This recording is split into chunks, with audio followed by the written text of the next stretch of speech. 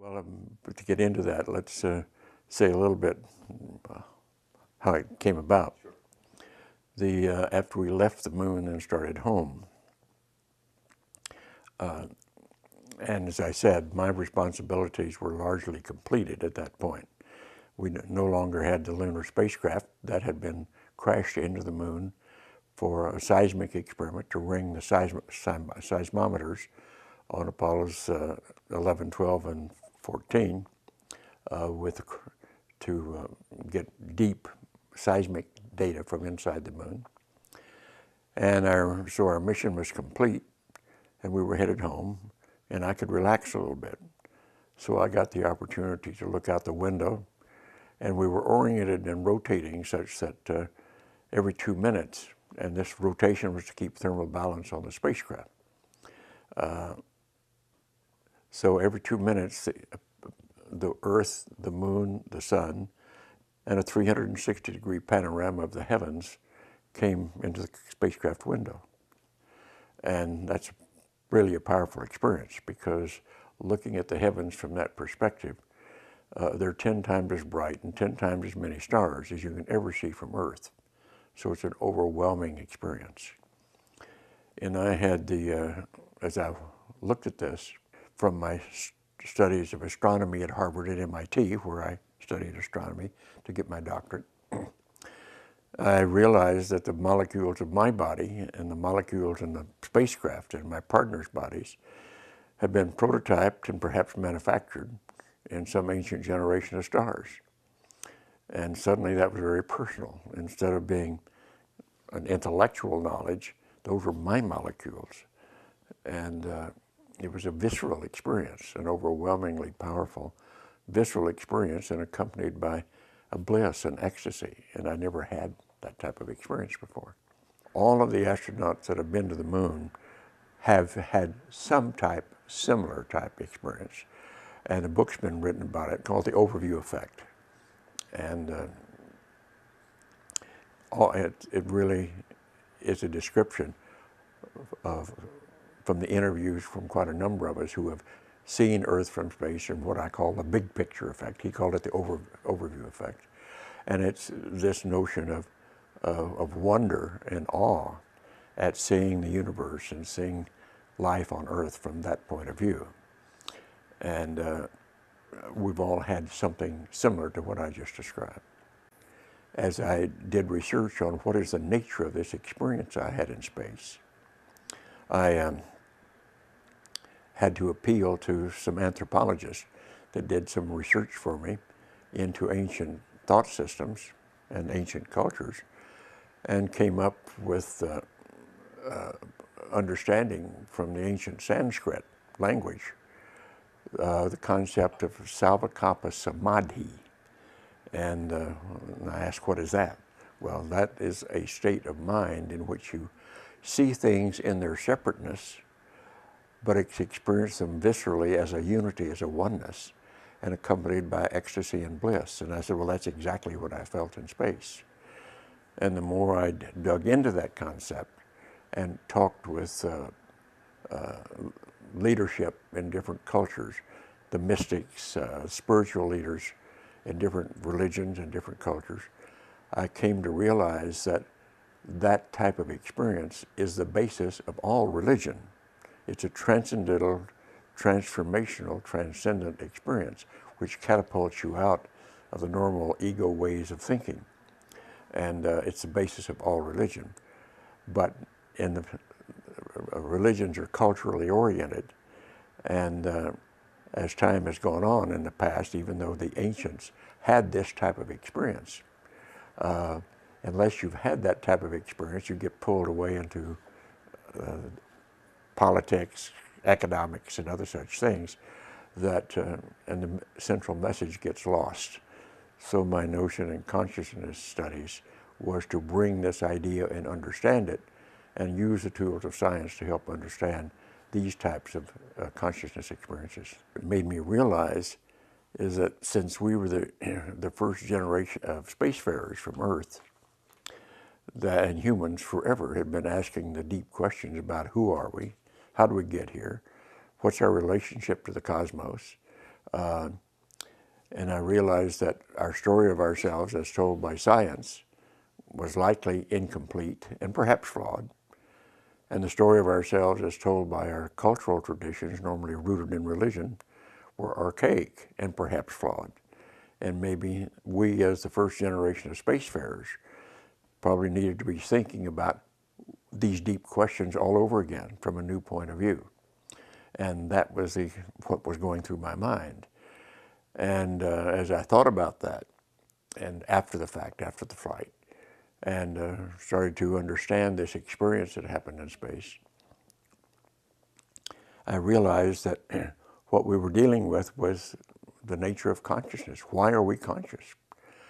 And of course, being trained in the sciences and in technologies, I quickly realized that studies of consciousness and mind had not been a part of science for the last 400 years, since the time of René Descartes and Newton, when Descartes postulated that body, mind, physicality, spirituality belong to different realms of reality. Now that served the noble purpose of getting the Inquisition of the period of the Roman Church off the backs of the intellectuals in Europe, and so that science, as we understand it, classical Newtonian science, arose as long as they stayed away from mind, consciousness, and such things that were considered realm of the church. And we have labored under that for 400 years with science as a materialist science, but without at all asking the deep question in science, what's mind and consciousness all about? And I realized that it was time to change that. And that was the beginning of my idea for the Institute of Noetic Sciences, which I've now spent 36 years building up. A 20-page 40th anniversary special edition of the Noetic Post, celebrating the history of IONS and the organization's achievements over the past 4 decades, can be viewed or downloaded from the library section of the IONS website. From the About section of the IONS website, the meaning of noetic comes from the Greek noesis or noetikos, meaning inner wisdom, direct knowing, or subjective understanding. For centuries, philosophers have used the term noetic to refer to experiences that pioneering psychologist William James in 1902 described as states of insight into depths of truth unplumbed by the discursive intellect. They are illuminations, revelations, full of significance and importance, all inarticulate though they remain. And as a rule, they carry with them a curious sense of authority. Noetic sciences, then, are a multidisciplinary field that brings objective scientific tools and techniques together with subjective inner knowing to study the full range of human experiences. The Institute of Noetic Sciences is a nonprofit organization dedicated to supporting individual and collective transformation through consciousness research, transformative learning, and engaging a global community in the realization of our human potential. We conduct, advance, and broaden the science of what connects us, reaching new understandings about the nature of reality and our extended capacities. From what we learn, we create real-world tools that empower people to apply conscious awareness in their personal lives and in healthcare, education, and business. We host a vibrant community of explorers and change agents who are working together to make a difference in the world. Our goal is to create a shift in consciousness worldwide where people recognize that we are all part of an interconnected whole and are inspired to take action to help humanity and the planet thrive.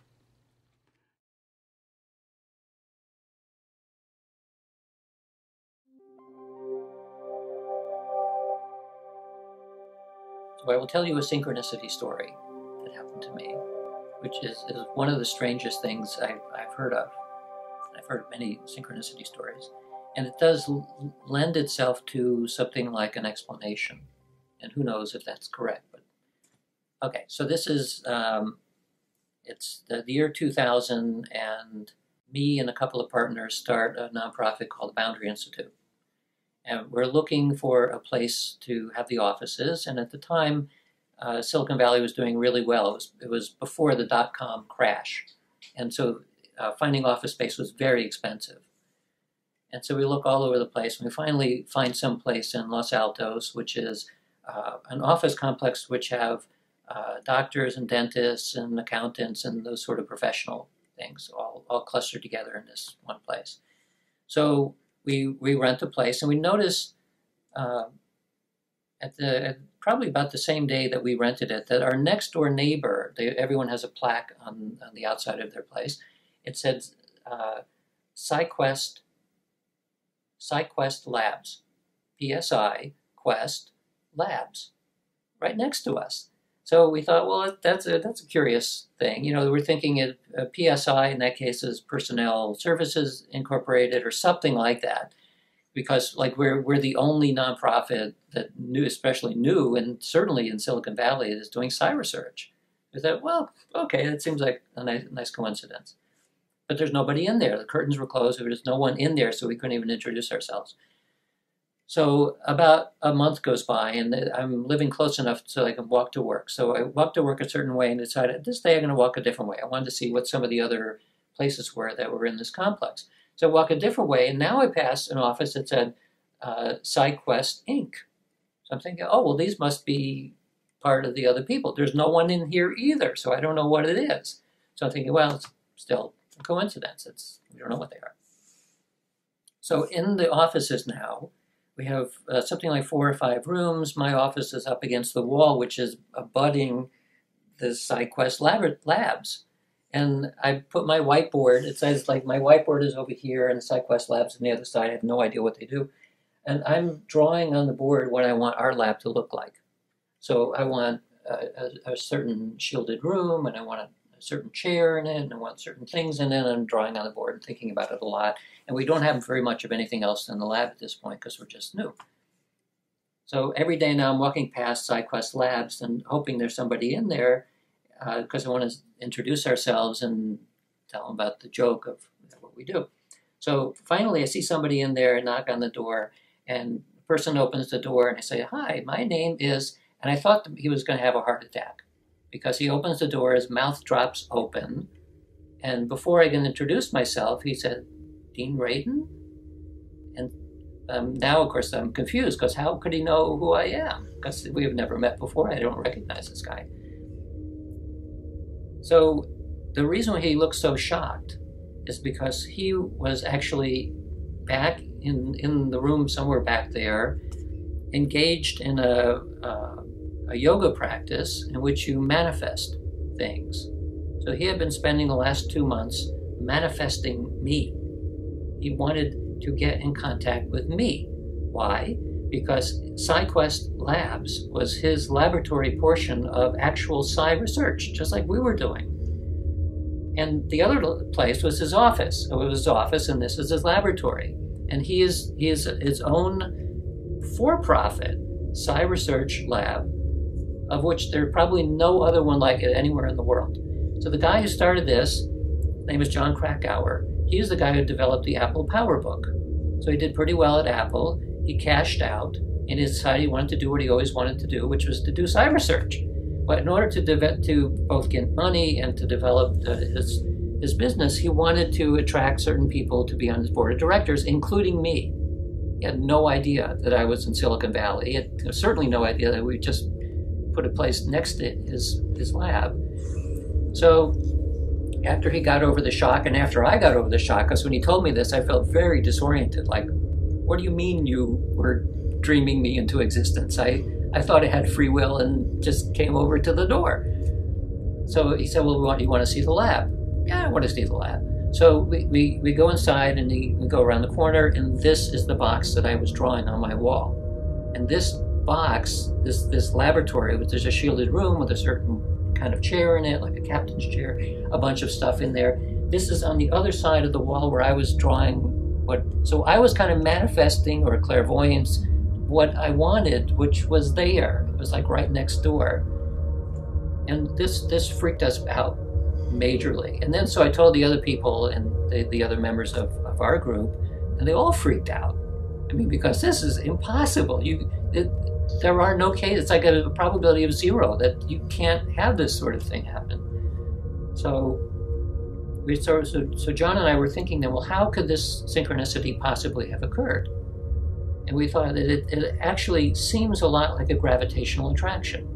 That we both have very high intensity. He's drawing me in. I'm literally drawing what I want. And it's as though we're like, your intentions are a gravitational density that pull things together. So we're like orbiting around each other, orbiting, and eventually we settle together just like you would in deep space. The things clump together because the intensity of the intention is warping space-time. And we end up 2 psi research places in the world next to each other, right next to each other. So, who knows what's really going on there, but very strong intention on his part, very strong intention on our part to do what we wanted, to what I wanted, which was the lab next door. Because now we didn't have to do anything because I drew it in and he drew me in, and that's the strangest synchronicity that I know of. That's incredible. Yeah. So I've heard a lot of other people with stories like this, and it's meaningful to the individual. This one is strange on its own rights because of the a priori unlikelihood of 2 things like this clumping together right next to each other. So it's like intention and gravity, mass, something. If it really is consciousness that's emerging into the world at large, and you have 2 very high intentions that are manipulating consciousness emerging into the world, and it does create something like a gravitational vortex that sucks it together.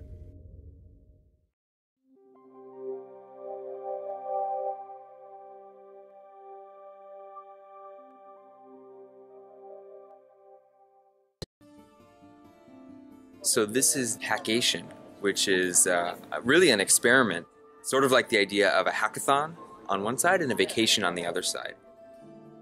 What we're doing is working on SciQ, which is a smartphone app that will let people on their smartphone test themselves on their psychic abilities. I love being with all these people, and I would say many of them are already my friends.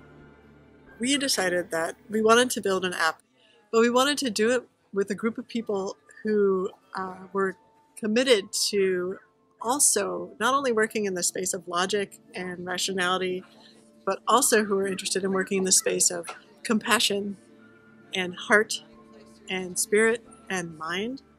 And we found those people. I feel very lucky we found those people. It's very exciting. What's happening here is people are voluntarily congealing. They're coming together with no immediate reward to forward an idea out into the general population, out into the world. They're not doing it to be popular, they're doing it because they believe in it. Ideas like that are exciting. These ideas, which have been fringe for a long time, are actually beginning to become a bit more mainstream. And so now we're trying to bring the scientific community and also popular audience together to actually research this themselves. The reason why SciQ is an interesting app is because a lot of people are carrying around computers now on their hip that are practically as powerful as laptops or desktops. And it gives us the opportunity of collecting a huge amount of data from a lot of people. I can tell you that the nature is amazing. The location is perfect. It's very conducive for this kind of event.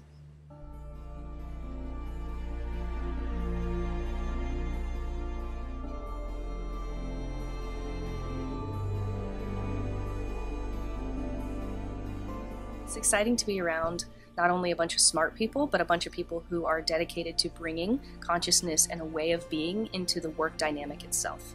So whatever's being created is actually being created from this space of consciousness expansion and larger awareness. So that sort of interaction makes not only the process itself fun, but the product itself also bigger and bolder.